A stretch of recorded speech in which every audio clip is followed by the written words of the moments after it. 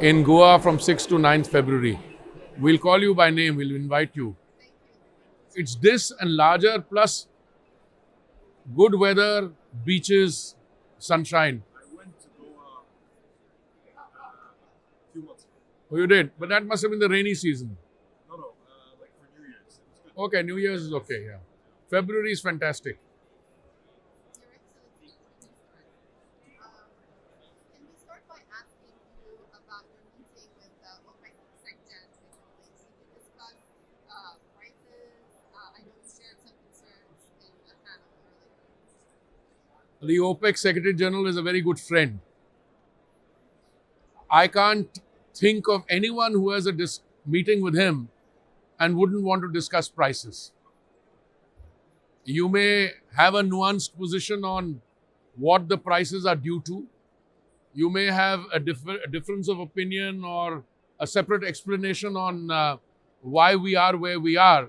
But yes, if the petroleum and natural gas minister of one of the largest consuming country meets the OPEC Secretary General, who has an inside track into the OPEC Plus, surely we discuss prices. So I'm very happy to admit to you that we did. What was your impression? Are you No, as I said, he's a very good friend and he's also a very perceptive man.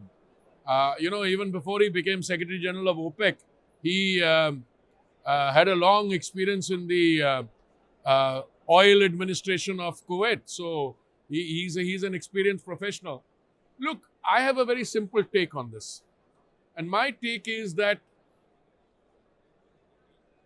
it's every country's sovereign right, individual country, a producing group, on how it wants to deal with the issue of prices. The opening position with any producing country, they will tell you that we don't deal with prices. So to which my response is, if you deal with the amount of energy that you release or stocks that you release, you may not want to, but you do affect prices. Today we are in a situation where I believe, and you may agree or may not agree, but there is no shortage of oil in the world. What has happened is that out of the 102 million barrels a day that was available, but 5.5 million barrels has been taken off the market through what are called voluntary price cuts, voluntary cutbacks. There may be good reason for that. Again, I'm not arguing, but I have a thing that it's happened once earlier when you had prices which were at 130 plus. I'm talking about 2008. Then something similar happened, and the drop in prices, drop in demand, resulted in drop in prices, and you went into a world financial and economic crisis. I'm talking about the period around 2008. Of course, it may have started with the real estate sector, subprime somewhere, but it all comes together. You might want to do something on the supply side investment, but it'll come together. So my message to anyone I speak to, and not only in private meetings, I don't share what I tell them. That's classified, it's privileged information. My general message is that let's be very careful.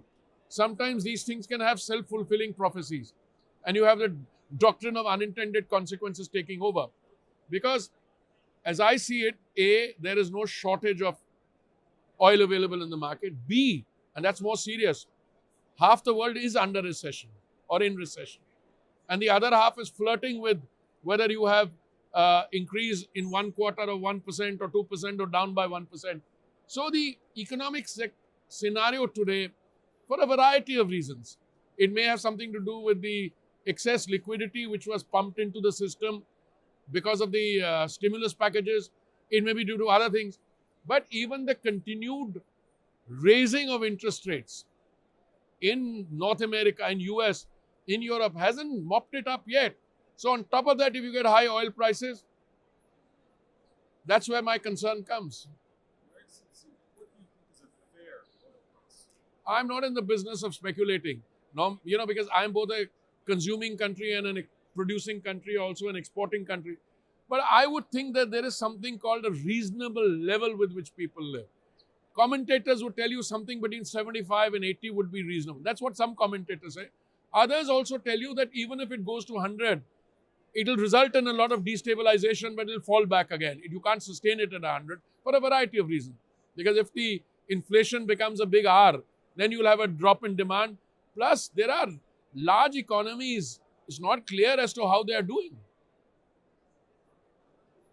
So above 100 is not. No, that's somebody, one of your community, she was interviewing me for one of the American channels. She said that she quoted the Secretary General of OPEC to say that he wouldn't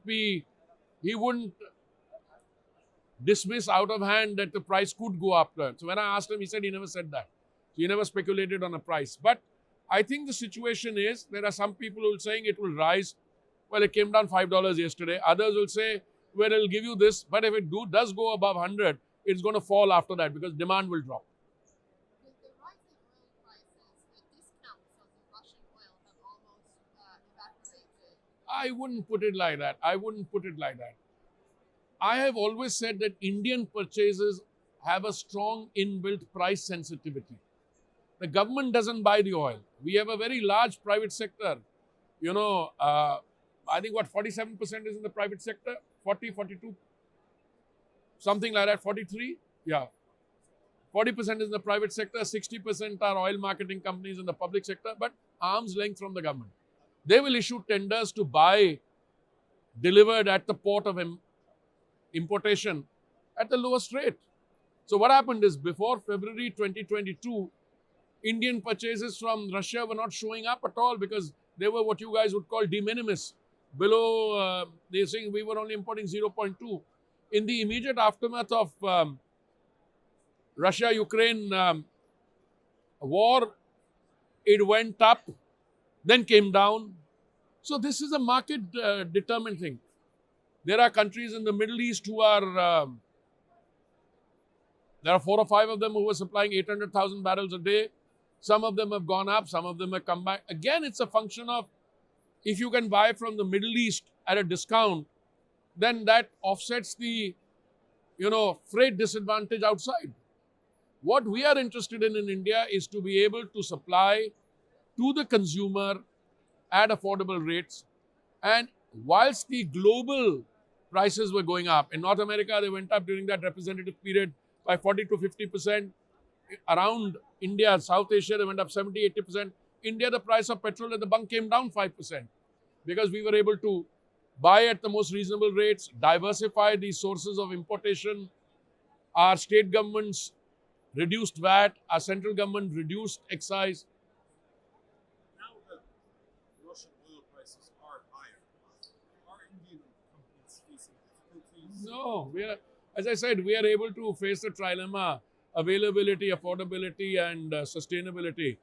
I mean, let me put it to you the other way around. Russia produces 11 million barrels a day. They consume 4 million. They have to sell the other 7. Just imagine, what if India stops buying? What is going to happen then? Where are you going to sell the oil? I don't think China can import more. So I'm being realistic. These are all market-related, market-determined transactions. Where do you see Russian oil imports into India going forward? Do you see an increase in the coming I period? don't know. It depends on prices. We've made it clear we'll buy only according to the price cap. If the prices go above the cap, obviously we will not buy. What kind of deals have you been talking about here with the UAE? Ministers don't do deals. It's our companies who do deals. But I meet, basically my major meetings with the oil King Kongs of the world have been to encourage them to participate more in our exploration and production, etc., to participate in technology tie-ups, etc. That we do. Ministers don't enter into commercial negotiations in our country. But you help facilitate them. I have to do what? You help facilitate them. Oh, absolutely. Absolutely. Yes. Do you expect there will be deals signed as a result? Not as a result, where these are ongoing consultations, I mean, I met some of them last year. I met them in Houston. I meet them in Davos. I meet them in other places. And they're very encouraging. And if they were not encouraging, the CEOs wouldn't come to see me. Nobody likes to waste time in terms of, high pressure meetings. Yeah. What about LNG? We've seen India sign up with Qatar Energy for one Indian company sign up No, we have a lot. UAE is big on We import 50% of our gas. And in the case of Qatar, we have a long-standing institutional relationship.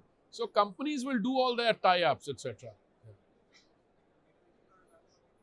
Thank you. Thank you, guys.